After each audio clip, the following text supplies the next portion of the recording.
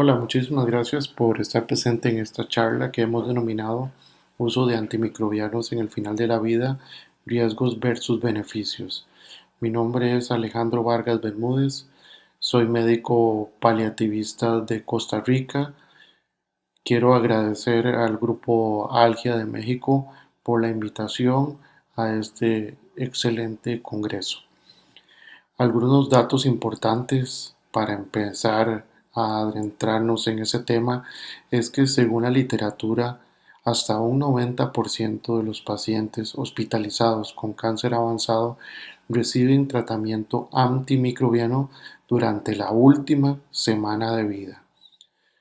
También se menciona que de estos pacientes que reciben antibióticos, solamente un 15% tienen una infección realmente documentada en este último proceso de la vida.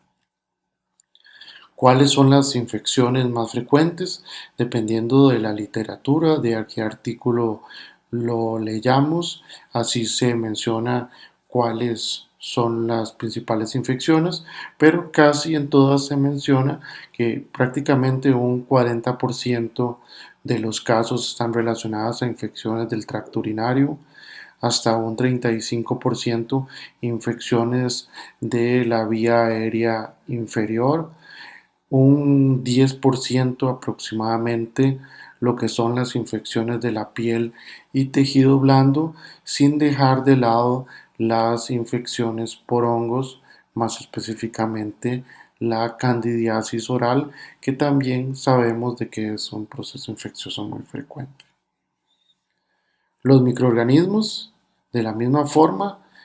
los estudios mencionan diferentes organismos, pero se describe que los dos más frecuentes son la Escherichia coli y el Staphylococcus aureus, aproximadamente un 20% cada uno. Y por otro lado, el grupo de antimicrobianos se describe que un porcentaje importante de los pacientes reciben el trimetoprim sulfametoxazol y otro porcentaje nada despreciable, aproximadamente un 25% de los pacientes se les prescribe lo que son las fluoroquinolonas, más concretamente la ciprofloxacina, en muchos casos para el tratamiento de infecciones urinarias, o la levofloxacina para el tratamiento de las neumonías. Cuando se le pregunta a los profesionales de salud realmente el por qué se prescriben los antimicrobianos, cuáles son los objetivos que se buscan, la mayoría describen de que el objetivo principal es prolongación de la sobrevida y el control sintomático, más enfocado en lo que es el confort de los pacientes. Vamos a revisar una serie de estudios que considero que son muy importantes, y uno de los principales estudios que se ha publicado es el estudio Cascada, publicado en Archivos de Medicina Interna ya hace unos años, en el 2010, por el doctor Gibbons, pero es muy importante porque es uno de los estudios más grandes y por un periodo de tiempo más prolongado. Fue un estudio prospectivo de cohortes que se realizó entre el año 2003 y el 2009, con un total de 323 pacientes, y se realizó en 22 centros de salud en los Estados Unidos, y estos describen que aproximadamente estos pacientes presentaron 133 episodios entre los pacientes, o sea, un 41% de infecciones de la vía aérea inferior. ¿Cuáles son los principales resultados del estudio Cascada? Cuando hablamos de lo que es sobrevida, podemos ver que un 55% de los pacientes recibió tratamiento por vía oral, un 16% por vía intramuscular y un 20% por vía intravenosa. Recalcar que de este estudio un 9% de los pacientes no recibió ningún tratamiento antimicrobiano, ¿Y qué es lo que se menciona? De que los pacientes que recibieron tratamiento con antibióticos para su neumonía tuvieron una mayor sobrevida independiente de la vía de administración del tratamiento si lo comparamos con los pacientes que no recibieron ningún antibiótico. En esta gráfica de Kaplan-Meier podemos ver más claramente lo que es la sobrevida inferior de los pacientes que no recibieron ningún tratamiento antibiótico y cómo los que sí lo recibieron, independientemente de la vía, vivían mucho más tiempo.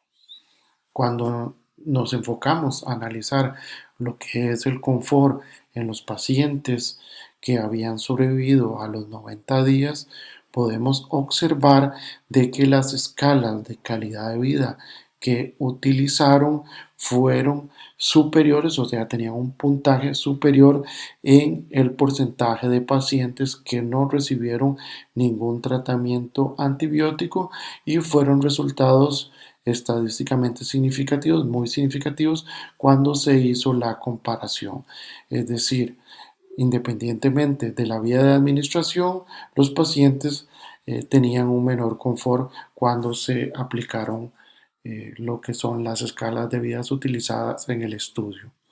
Las conclusiones del estudio Cascada evidencian de que el tratamiento antibiótico puede aumentar la sobrevida de los pacientes,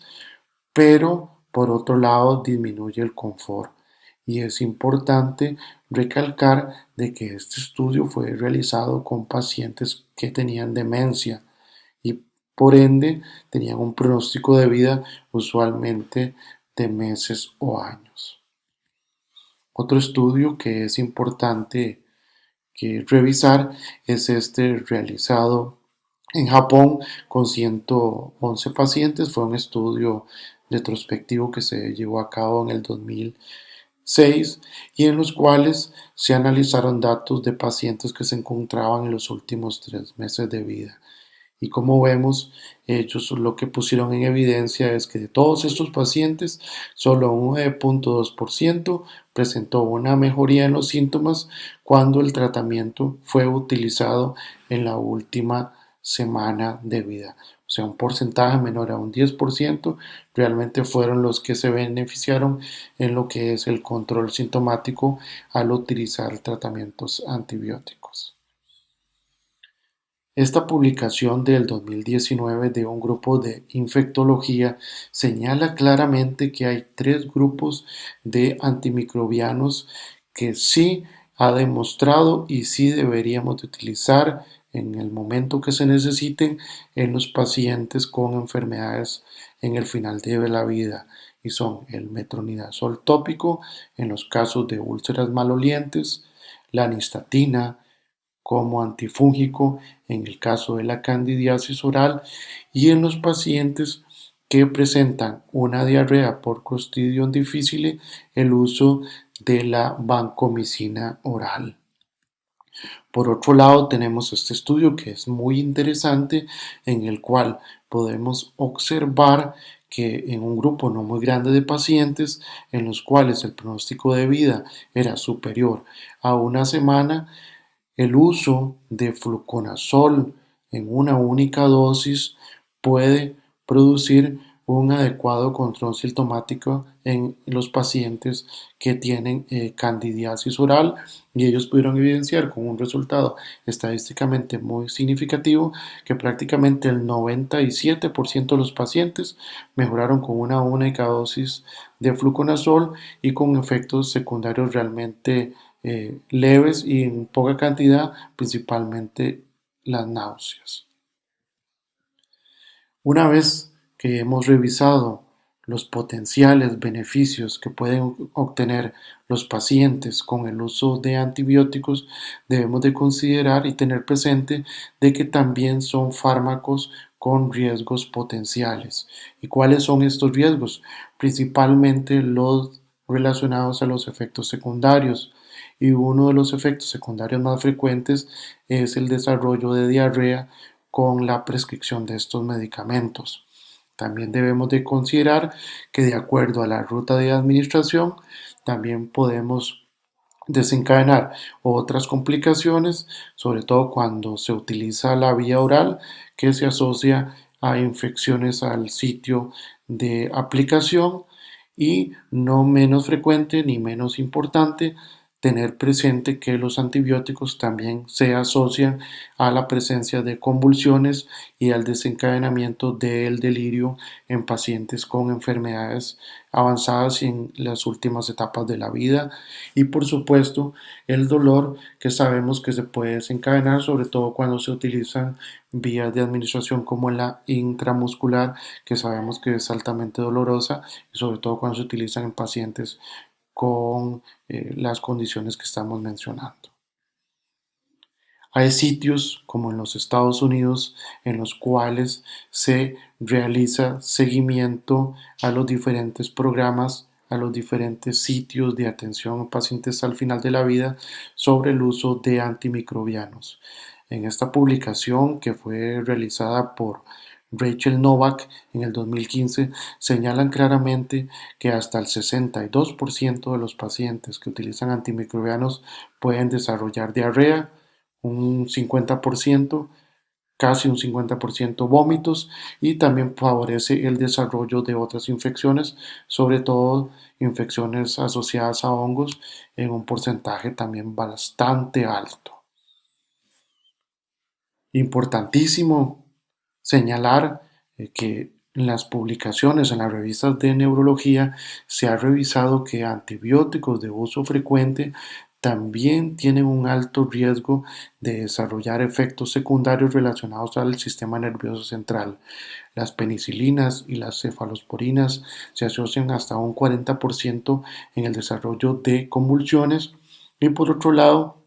tenemos que las sulfas y las quinolonas, que tienden a utilizarse mucho en los pacientes con enfermedades avanzadas, hasta un 70% pueden ser los culpables del desarrollo de delirio, que es una condición bastante frecuente al final de la vida y puede ser desencadenada por estos medicamentos. Ya para ir terminando, quiero recomendarles esta guía que fue publicada en agosto de este año 2020. Es una guía muy interesante y sobre todo porque establece un protocolo específico para tener presente a la hora de que estemos pensando en la utilización de antibióticos al final de la vida y me he encargado de traducir esta guía o este protocolo a razón de esta clase para que favorezca la comprensión de la misma. La S del protocolo STAN se refiere a la evaluación de los síntomas, es decir, cuando se sospecha una infección debemos de determinar qué tan impactante está siendo esta infección para los síntomas y el confort y la calidad de vida de los pacientes. Si el paciente, por otro lado, es asintomático o los síntomas no afectan el confort o la calidad de vida, definitivamente los antimicrobianos no estarían indicados y no deberíamos de considerarlo. La T se relaciona con los objetivos de la terapia. Debemos de revisar cuáles son los objetivos reales y específicos de ese tratamiento y el control de los síntomas, siempre tener presente cuáles son los deseos del paciente, cuáles son los deseos del cuidador y no que sea una decisión unilateral del profesional de salud. Con respecto a la A, que es enfocado a las alternativas del tratamiento y es que basado en los objetivos y deseos del paciente que ya mencionábamos, debemos de determinar qué otras opciones de tratamiento no antibiótico existen y comparar los resultados esperados. Y yo siempre menciono lo que es el uso de los opioides para el tratamiento de la disnea en algunos pacientes que pueden presentar infecciones de la vía aérea superior o inferior y que no necesariamente se vayan a beneficiar para el tratamiento de la disnea con el uso de antimicrobianos, sobre todo cuando nos estamos acercando a la fase final de la vida y así otras alternativas no farmacológicas. Con respecto a la M, que serían los factores asociados a los medicamentos, y esto debemos de tenerlo presente, no solamente en este caso, no solamente con los antibióticos, sino con toda clase de medicamentos, y es revisar las alergias, las interacciones a los fármacos, los efectos secundarios probables, clave e importantísimo para nosotros en el entorno de cuidados paliativos es que se debe evaluar la capacidad de deglución y otros factores que pueden afectar la selección del antibiótico y su administración. Y por el lado de la P es relacionado al pronóstico, y lo que nos indica es que siempre debemos evaluar el pronóstico versus la duración del tratamiento y anticipar el tiempo de resolución de los síntomas. Si es un paciente que está en sus últimos días de vida, probablemente no va a completar los días de tratamiento indicado para X infección, y realmente lo que vamos a favorecer son la resistencia a antibióticos en nuestros centros de salud, y no vamos a generar ningún beneficio real, sino complicaciones a futuro para otros pacientes inclusive. Y para finalizar, lo que es el protocolo STAMPS, ya en el momento que decidamos o que se tome la decisión de utilizar un antibiótico, debemos iniciar el tratamiento, asegurarnos de que el paciente y el familiar entiende el uso correcto, la dosis, la ruta de administración y la duración real del tratamiento que vamos a utilizar. Muchísimas gracias. Aquí les dejo mi correo electrónico, mis contactos de redes sociales. Para mí sería un gusto poder contestarles las preguntas que hayan surgido de esta clase, e incluso si desean la presentación, con mucho gusto estaría anuente a facilitarlas, lo que es la charla. Muchísimas gracias. Hasta luego.